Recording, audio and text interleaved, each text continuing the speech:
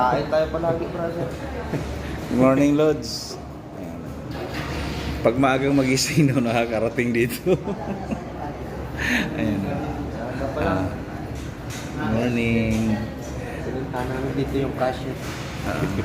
Ano daw, sabi mo? Pinuntahan namin dito yung cashier. Tutulog-tulog kasi kayo. Kita mo, nakarating kami dito. Oh.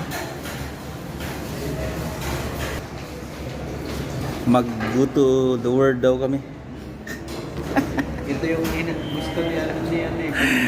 Mga idol, inaantay namin yung go to the world. Yun daw ang aming almusalin. Kay si Bro Dandan puyat. Sarap yan, pang-hangover. Alas 4:00 kalahati na rin siya nagtulog.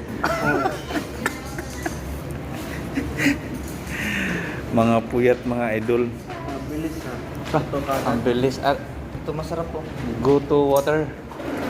Yan lang daw muna. Hindi daw yung pagkain dito eh. Ito daw.